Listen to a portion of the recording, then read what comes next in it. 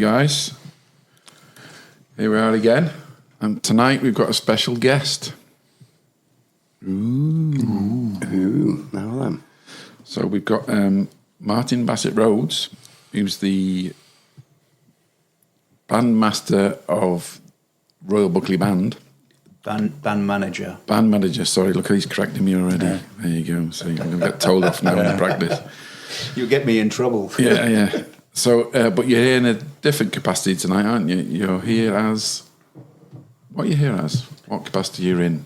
Well, a combination really, but as a member of the Buckley Jubilee Committee. Right, okay. So we're here to talk about the Buckley Jubilee. So I suppose, to start it off then, Martin, we're here and this might be the last year. Yeah, that's not actually the case. We are facing some difficulties. Well, not difficulties, changes. The funding for various elements of the Jubilee is being pulled in certain places. So it's less guaranteed because we've got to generate the funds for it ourselves. So if we want to have the procession, we're going to have to pay for the rolling roadblock. If we want the bunting put up and taken down, we're going to have to pay for that ourselves as well. So it's just a case of the committee, and we only found out beginning of the year properly, and it just means we've got to change our approach to it. So it's not that it's absolutely guaranteed that the committee, the council, will front the money for the rolling roadblock and all the other bits and pieces. It's we have to approach this differently, and as I said, as band manager, Royal Buckley, fundraising is a core part of what we do. So I've been working with the committee to try and generate the interest and try and, get the word out that actually we just need help with it. So there have been people who have been publicly saying, this could be the last one. They're not in the committee. They're nothing to do with it. They're it's all hearsay. Well, that's good then. So, and with the new Facebook page that we've set up, it means that we're able to we have a public voice now as a committee, and we didn't have that before. It wasn't as needed. So yeah, it's just different. It's a new approach, is what it is, a new way of thinking. So we'll see what we go. It's going to be down to public support. Essentially, if everyone wants everything to keep going, then we're going to have to get clever with our fundraising and all of that kind of stuff. Well, I'm going to put you on the spot now. Okay. Because for all the people who are listening in loads of different countries, guys, what is the Buckley Jubilee? So the Buckley Jubilee originated as a temperance march in 1857. It was founded by the, I think it was a Methodist church, nonconformist, that started it. And the whole point of it was to march, it was a temperance march, to try and cut down the number of men that were going out, drinking their wages, and then going home, domestic violence, all of that kind of stuff. So that's where it started from. So we have a service on the common, and then we process through the entire, well, it used to be the entire town, but we can't do all of it anymore. But we process through the town, and then have a final hymn on the common, and then the tradition is that everybody goes off and has a Jubilee tea. So it's all run by the churches. All the churches of Buckley come together to arrange it all and what have you. And after the procession, they all pair off to their respective church, and they have a big Jubilee tea. So it's about the community coming together, essentially, And I know that churches, everyone goes off, and as in the band as well, yourself, we have our little Jubilee tea in the band room. Tea? Well, tea with bubbles. Certainly not a temperance society. Well, no. And this is the thing. It's it's as with everything, things evolve. Things change, and Jubilee now is you have to respect the foundations of it, but you equally have to. I think personally, you have to accept that it's going to evolve. And it's as much as it ever has been. At the core of it, it is about the community, the churches coming together, and the wider community of Buckley all coming together and having that moment in the middle of the year. It's almost like Christmas in the middle of the year, Yeah, it's July. Yeah. Oh, so is July, isn't it? Yeah, second Tuesday in every July. In July, yeah. And the other thing I want to, how long has it been going? Because I know Royal Buckley's been going for over 200 years, but how long has the Jubilee been going? So the first one, I believe, was 1857. Wow. So it's been going for a long time, and the only year it wasn't the only years that it wasn't properly observed was 2020 and 2021 because of COVID. But there were members of Buckley that went and did it off their own back as part of their COVID exercise. So it was kind of observed by, I think, a handful of people. But world wars, everything like that, didn't stop Still it. carried on. It still Wow. carried on. Wow. Yeah. Well, I didn't know that. Yeah. Can I just say, Martin, I think it's great that you're actually on the Jubilee Committee, because we've obviously had an understanding of your skills with organising the Royal Buckley Brass Band. You're absolutely fantastic at it, if I might say so. Thank you. And can I just ask how many others are on the committee? And are there any members of Parliament or anyone like that would voice their opinions? I don't think there's any members of Parliament on the committee. There's about, I think it may be 12, between 12 and 15 in total on the committee. Yeah. I might be being generous with the numbers. I genuinely, I just can't remember, unfortunately, and I'm terrible with names. So yeah, it's there's representatives from all of the churches that are involved with the actual procession. Yeah, good. So they all kind of take a part in helping to organise everything. And when you mentioned the council giving the go ahead to pay for the roads being blocked, and could it be the thin end of the wedge, starting with the Jubilee and then maybe Remembrance Sunday? It's the same situation where the roads have to be blocked at certain points for the band to march through the town of Buckley. Yeah, I don't know whether it's come from higher up, but we have been told that national events will still be supported. So things like Remembrance will still be supported by, whether it be the council or the police, but roadblocks and all that kind of stuff will all be in place for national events. It's just, obviously, Buckley Jubilee is specific to just Buckley, so unfortunately we get hit with it. Right, yeah.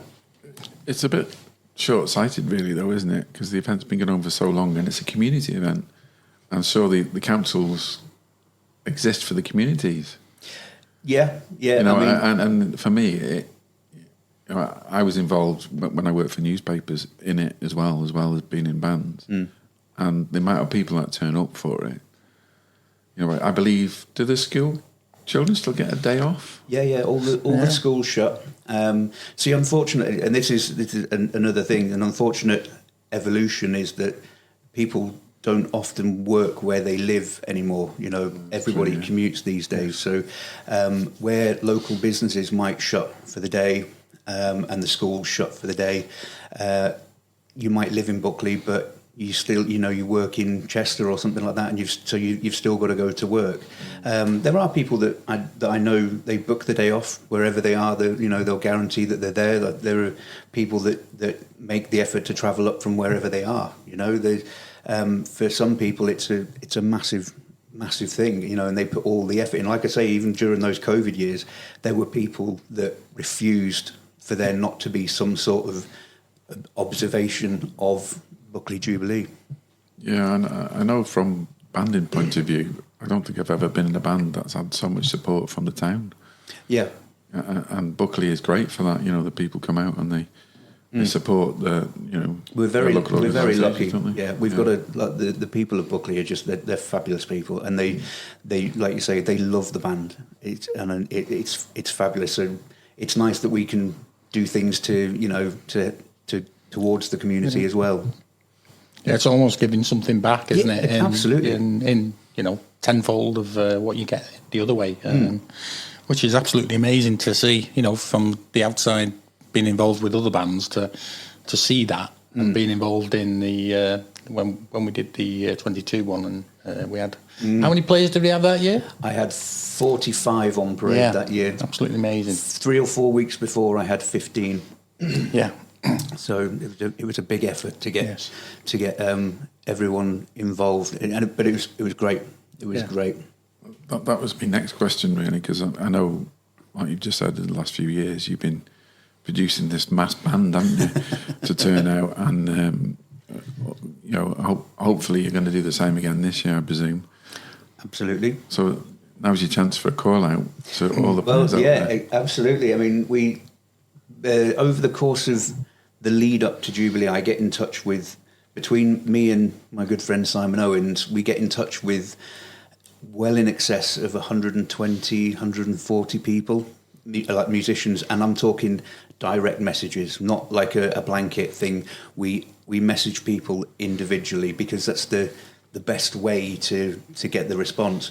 But if anybody fancies a little walk around Buckley, we've shortened the route. So for those of you that have done it years ago, it is it is a good bit shorter now. It's only 24 miles now. Yeah, exactly.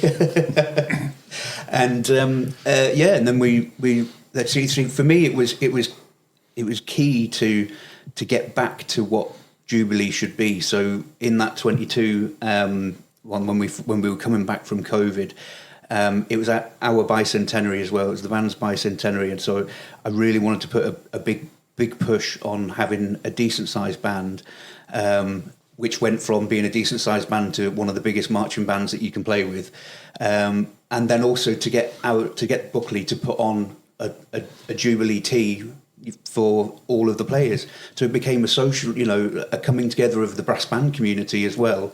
I mean, I know each year that we do it, we see people that maybe it might be the only time of the year that we actually see them, Yeah. And that's fabulous. That's reason to do it.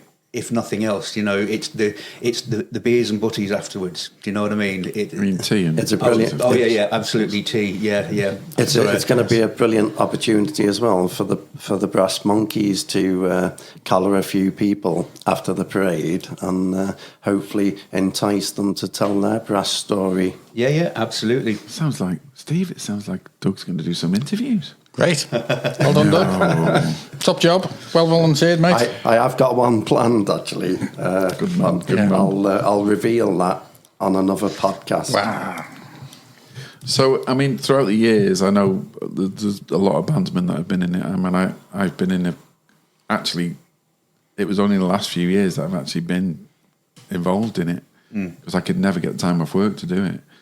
And I remember one when it was the longer march. Yeah.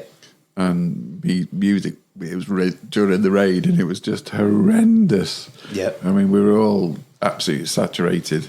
You can't control the weather. No, but that's the good thing about it, though, isn't it? They were still out there doing it, and there's been many years when they've had not the weather to do it, but the band plays on. Oh yeah, we still definitely. go through it, yeah.